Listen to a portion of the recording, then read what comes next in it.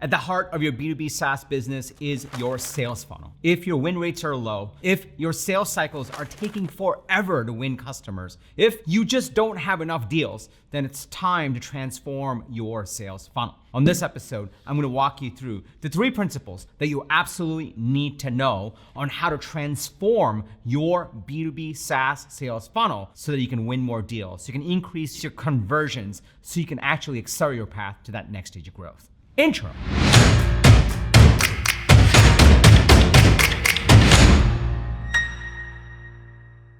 What's up, everybody? Welcome to Unstoppable. I'm TK, and on this channel, I help SaaS founders like you grow your SaaS businesses faster with an unstoppable strategy. Now, if you're new to this channel, welcome. I drop an episode every single Sunday with actionable strategies and tactics from the trenches on how to grow your SaaS business faster. So be sure to hit that subscribe button and that bell icon. That way you'll get notified every single time I drop an episode with the TK energy. Now, if you're already part of this community, if you're part of my SaaS go-to-market coaching programs, if you're a customer of one of my SaaS companies, my people, welcome back. It's really awesome to see you over here. This year alone, I have done 363 coaching sessions with SaaS founders on their go-to-market strategy, on how to grow their SaaS companies, on how to raise funding, on how to position their product, on how to message their product, and on how to fix their broken sales funnel. So in this episode, based on my 20 plus years of experience on building, scaling, exiting SaaS companies, and now coaching SaaS founders, I'm gonna walk you through the 3 principles you absolutely need to know. If you're excited to dig into principle number 1, go ahead and smash that like button for the YouTube algorithm, and let's dig right into it. So principle number 1 is the first most common reason that I see founders stressing out about their sales funnel. And the problem is low win rates. It means that they are getting deals, they are working these deals, they're getting discovery calls, maybe they're following up, but they're just not winning enough of these deals. Now, the industry average is about 20%. You win 20% of the deals that you get. But at the same time, I have seen win rates upwards of 50%, 60%, depending on how well architected your sales funnel is. If you're struggling with your actual win rates, meaning you're getting the deals, you're getting the meetings, but you're just not converting them, 9 times out of 10, the problem is in your sales process. One of the biggest things that founders struggle with, and I didn't know this when I first started getting into the game, is there's a difference between selling and your sales process. Selling are the things that you do when you are actually on a call. When customers are talking about their problems, or they're talking about your solution and asking questions, or how they're comparing you to others, and you're kind of blocking and tackling and doing all those pieces. Your sales process is the overall flow that you take prospects through to turn your prospective customers to actual customers that buy from you. So one of the biggest things that I do with founders when I'm working with them is I get in front of a whiteboard and we map out all the parts of their sales process. Meaning, if there's a first meeting, that's a discovery call, and then you have a demo, and then you have procurement, and then you have to actually do legal reviews, and along the way, you have to get the key decision makers involved. It's really good to map out exactly all the pieces that come together to win a customer. And then from that, you actually want to develop a proper sales process that you start to implement for every single deal. This includes what questions you ask in your discovery call. This also includes what email follow-ups you send out. It also includes when you get to certain stages, what you ask for as part of the sales process so that you move them forward in the sales process while you are actually answering their questions. So this is a very nuanced thing. It's different from just selling. It's architecting the actual process that you follow to sell your product. And in some cases, it also includes educating the customer on how customers typically buy your product. This is one of the biggest things that you should start thinking about in terms of your sales funnel. If your win rates are not quite there, chances are you're just getting on calls and trying to sell, and instead you need to take a step back and think about what your sales process should be. Principle number 2, this is the second most often scenario that I come across, is slow sales cycles. This is where founders tell me, TK, I'm getting deals, I'm winning customers, but my God, it takes forever. It's taking 12 months, 14 months, 18 months. And sometimes it's shocking because it's not for $1 million deal, it's for a $20K deal or a $5K deal. If you're struggling with the actual sales cycle where deals are taking too long, there's some key things that you can start to look at. The first thing that you want to look at is your messaging.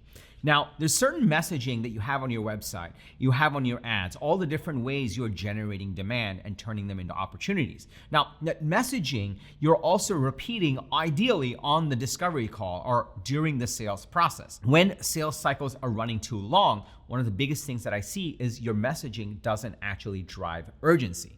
Meaning you're including your messaging, but you're positioned as a little bit of a nice to have versus tying to a top 3 problem that buyer has. This is one of the nuanced things that you want to fix in your sales funnel. You want to improve your messaging on exactly how you introduce urgency in the sales process. That way you can remind your customers that, look, you can take your time, you can take as long as you want to buy, but here's the terrible thing that's happening in your business if you don't make a decision right now, or here's what you'll lose out on if you don't buy a product right now. Introducing a form of urgency into your messaging is one of the best ways to introduce urgency in the sales process, which essentially helps customers make a decision faster and buy faster. The second reason why sales cycles run long is you're not doing enough objection handling. At the end of the day, once you have a sales process in place, the biggest thing you're really doing in sales beyond answering questions and asking them quality questions is listening and handling objections. So if sales cycles are taking forever, if buyers are not making decisions, it means that your messaging is not driving urgency, but it also means that the way you're messaging your product, the way you're selling, is creating more objections instead of clarity. And one of the biggest things you want to listen for is what are the actual objections prospects are giving you so you can handle them in the sales process. Sometimes they're just telling you the objection, you have to handle it right then and there. Other times, you're listening for that objection across multiple calls and you're going back to your messaging and your sales process and incorporating a resolution for that objection so it never comes up in the first place. And the third thing here, if sales cycles are running really long, is sometimes you actually have to just teach customers how to buy. It's perfectly okay to go into a sales conversation and say, look, typically when customers buy from us, when they deploy our solution, here's the process they follow. If you have successful customers, you've won deals, which means that you've learned what a successful sale looks like. And you can look at those and start to understand what the best path forward is for a customer and what success looks like. And educating your potential buyers on how best to buy from you is completely okay. And in fact, customers thank you for it because they're trying to figure it out on their side as well. Okay, those are the first big problems. The first one is low win rates, and the second one is slow sales cycles. Now I have a third one, but before I go into that, let me pause here for a second.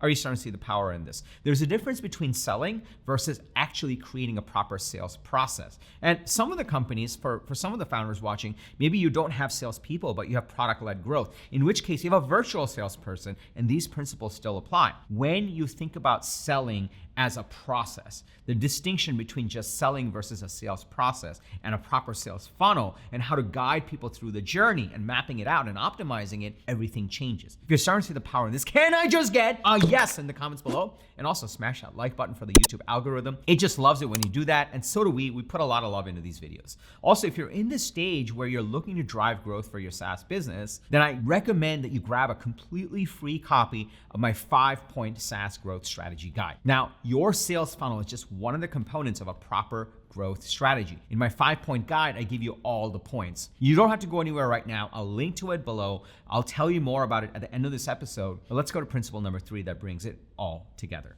Now, principle number 3, this is the third most common problem that I see, is TK, I don't have enough deals. Every single founder I work with has a certain revenue target for the coming year. In order to hit that revenue target with a certain win rate, they need a certain number of opportunities. They usually need 5 times in terms of their revenue targets. If you're trying to generate another $1 million in revenue or $3 million in revenue, you essentially need 5 times that in terms of pipeline, in terms of real opportunities because of your win rate. It's simple math. So a lot of times, while these low win rates or slower sales cycles are a problem, you also just don't have enough deals. So if you're in that stage, you really have to fix the top end of your sales funnel.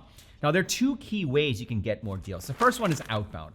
You yourself or your sales team can go do outbound. Go after your target customers, cold email them, be very personalized, and get them to come take a demo call and buy from you and run them through your sales process. The other way is to do inbound, meaning you actually do a set of motions so that they come to you. This could be through content. You could do content marketing on LinkedIn, on Twitter, on Facebook, and other platforms where your ideal customers hang out. And this could also be through ads, meaning you run advertisements to actually capture their attention, turn them into leads, and bring them into your sales funnel.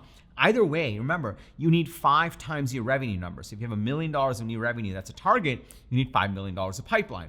If you have 10 million, you need $50 million of pipeline. So in most cases, you actually want to make sure you deploy both of these strategies, both inbound and outbound, to actually make sure you're generating enough leads that turn into real revenues. And that's the final piece of your sales funnel. All right, so let's recap. In order to drive growth for your SaaS business, in order to transform your sales funnel, the first thing you want to do is fix your win rates, because these are the deals that you already have. In order to fix your win rates, you want to architect a proper sales process. Remember, there's a huge difference between selling versus having a sales process. Once you've done that, the second thing you want to do is you want to accelerate your path to winning deals. So this is where you collapse your sales cycle. So the way you do that is transform your messaging so you introduce urgency. You want to make sure you think about your common objections and handle them during your messaging and in your sales process and in your marketing. And you'll also want to teach your potential customers on how to buy from you. You want to tell them, hey, here's how typically customers buy from us. Let us guide you through the process so you're coming from a place of service to them. And then the third thing you want to do once you've optimized those two things is you just want more deals. So you need 5 times your target revenue number. So you should turn on outbound, you should turn on inbound in terms of content marketing, you should turn on ads. Those are the 2 most direct ways to drive more pipe. You can get most immediate results.